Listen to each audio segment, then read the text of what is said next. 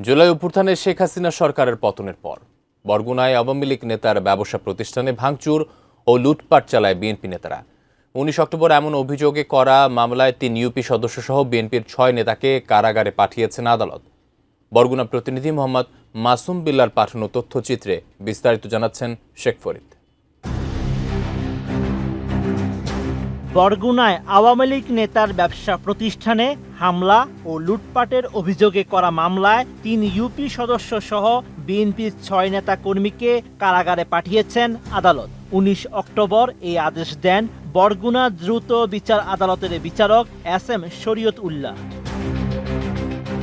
মামলা সূত্রে জানা যায়, জুলাই অভ্যুত্থানে শেখ হাসিনা সরকারের পতনের পর অভিযুক্তরা সদর উপজেলার এমবালিয়াতলী ইউনিয়নের মাইঠা ব্রিজ সংলগ্ন আওয়ামী লীগ নেতা মোহাম্মদ মনিরুজ্জামানের ব্যবসা প্রতিষ্ঠানে হামলা চালিয়ে ভাঙচুর ও লুটপাট করে। এ ঘটনায় মনিরুজ্জামানের স্ত্রী মুন্নি বাদী হয়ে ২২ জনের নাম উল্লেখ করে আদালতে মামলা দায়ের করেন। কারাগারে পাঠানো অভিযুক্তরা হলেন জেলা যুবদলের যুগ্ম সাধারণ সম্পাদক ও ইউপি সদস্য এমদাদুল হক মিলন, যুবদল নেতা মোহাম্মদ মিল্টন, বিএনপি নেতা সোলাইমান কবির ইউনুস, আক্তারুল হক, মন্টু মল্লিক ও জামাল মল্লিক। রোজকার সাধারণ খাবার এখন হবে অসাধারণ। প্রাণ স্বাদের মশলা, স্বাদ বাড়ায়, ঘ্রাণ ছড়ায়। আদালতে হাজির হয়ে স্থায়ী জামিনের আবেদন করলে তা নাকচ করে তাদের কারাগারে পাঠানোর নির্দেশ দেন বিচারক। আসামিরা জেল হাজতে যাওয়ার সময় বিচারক এস.এম. শরীয়ত উল্লাহকে স্বৈরাচারের দোষর আখ্যা দিয়ে আদালত প্রাঙ্গণে তাকে অপসারণের দাবি করেন আসামিরা। আসামি পক্ষের আইনজীবী অ্যাডভোকেট আব্দুল ওয়াসি মতিন জানান, অভিযুক্তরা জামিনে ছিল এবং কোনো শর্ত ভঙ্গ করেনি।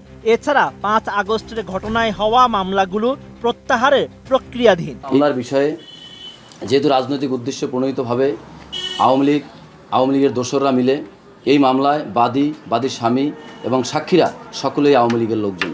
বিজ্ঞ পিবি মহোদয়ের মাধ্যমে বিগত ৫/৩/২৫ তারিখ স্বরাষ্ট্র মন্ত্রণালয়ে আবেদন করা হয়েছে।